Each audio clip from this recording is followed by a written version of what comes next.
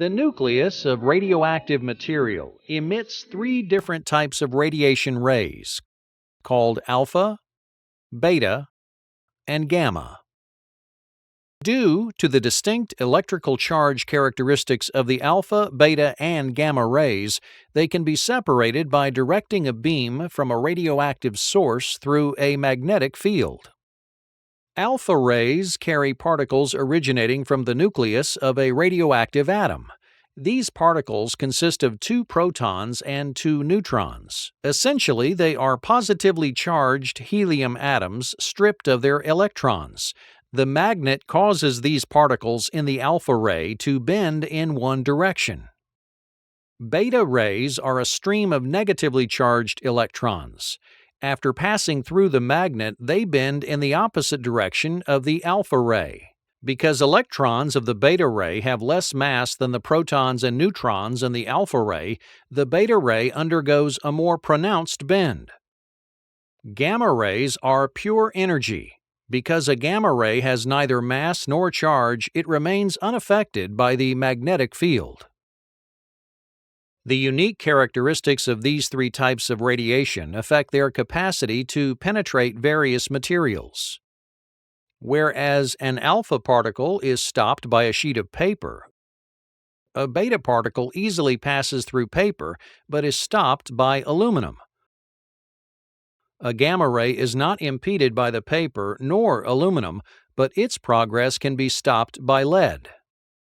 The degree to which each of these three forms of radiation penetrate human tissue is the basis for limiting a person's exposure to radioactive material.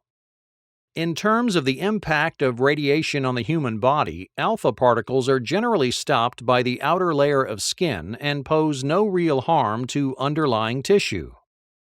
Beta particles, however, are not stopped by the protective layer of skin and can damage deep sensitive tissue. Gamma rays likewise can penetrate deep into the body and cause harm. This is why it is necessary to wear specialized protective gear when working with radioactive materials.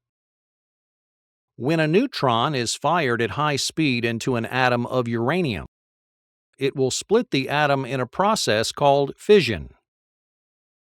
The stability of the nucleus of an atom is maintained by the balance between the repulsive electrical force among protons and the attractive nuclear forces holding the nucleus together. With uranium, this balance is unstable. Thus, when a fast-moving neutron collides with the nucleus of uranium-235, it is stretched into an elongated shape. This elongated shape tips the balance in favor of the repulsive forces, and the uranium-235 atom splits into fragments of krypton and barium. 3 neutrons are also generated from this powerful release of energy.